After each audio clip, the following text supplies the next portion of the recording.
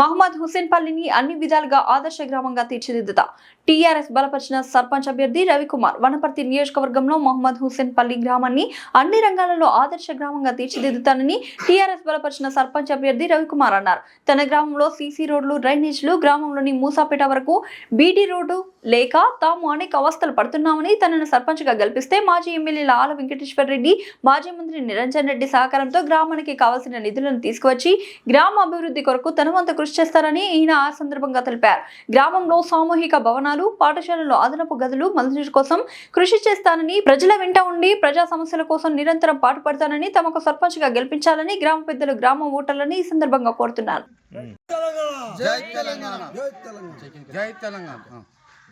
BRS party నుంచి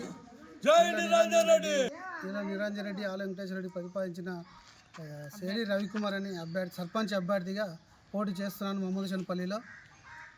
ఈ ఊర్లో ఉన్నటువంటి పనులు మొత్తం నేను చేస్తానని చెప్తున్నాను. ఇక్కడ రోడ్డు పనులు మెయిన్ ప్రాబ్లం ఉన్నాయి. ఫస్ట్ వార్డులో వాటర్ నల్లలు కరెక్టు లేవు, డ్రైనేజీలు అవి కరెంటు, వీధి లైట్లు అన్నీ నేను గెలిచిన ఎమ్మనే చేస్తానని హామీ ఇస్తున్నా. పెద్ద రోడ్డు 3,30,00,000 శాంక్షన్ అయింది. అది ఇప్పటి వరకు అది ఎవరు చేయట్లేదు. అది బీఆర్ఎస్ హయాంలోనే అయ్యింది, శాంక్షన్ అయ్యింది. ఇప్పటి వరకు అది ఎవరు చేస్తలేరు. నేను గెలిచిన ఎమ్మనే ఫస్ట్ ఆ రోడ్డు చేపించే పని చేస్తాను.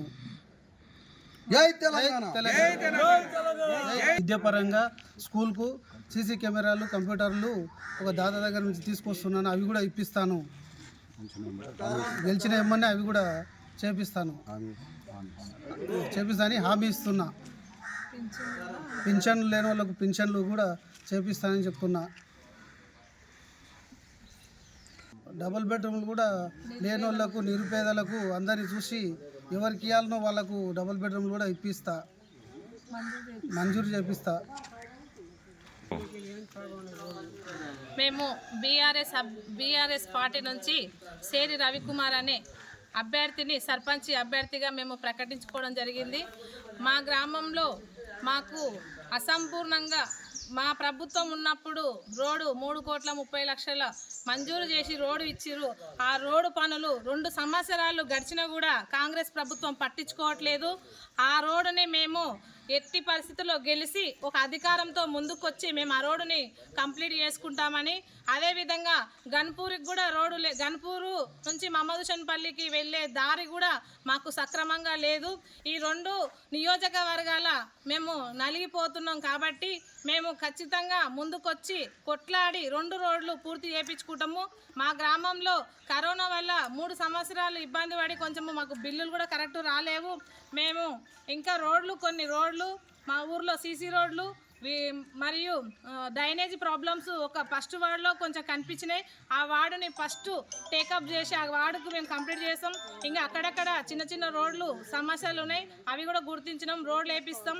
ఇంకా కొంచెం నిరుపేదలు ఉన్నారు మా గ్రామంలో, ఇండ్లు రాని వాళ్ళకు మరి ఏ అర్హతతోనో కొట్టేసిరో తెలియదు, కానీ ఆ నిరుపేదలను గుర్తిస్తే చాలా బాధ అనిపిస్తుంది. వాళ్ళకు ఖచ్చితంగా మేము గెలిచిన వెంబడే ఇండ్లు మంజూరు చేపించడానికి మా ప్రయత్నం మేము చేస్తాము.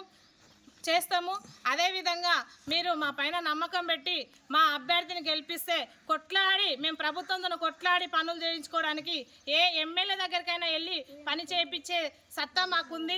మినిస్టర్ల దగ్గరకు పోయి కూడా మాట్లాడి మా గ్రామాన్ని అభివృద్ధి చేయడమే మా లక్ష్యం. ఖచ్చితంగా మీరు మాకు అవకాశం ఇచ్చి గెలిపించిన వెంబడి మేము పనులు చేసుకుంటాం. అప్పుడు కరోనా వచ్చింది కాబట్టి కొన్ని పనులు కాలేవు. ఇప్పుడు మీ టర్మ్లో మొత్తం పనులు కంప్లీట్ చేసి చూపిస్తాం. అసంపూర్ణంగా ఉన్న పనుల్ని సంపూర్ణ చేయడమే మా లక్ష్యం, మా దేహం. జై తెలంగాణ, జై తెలంగాణ.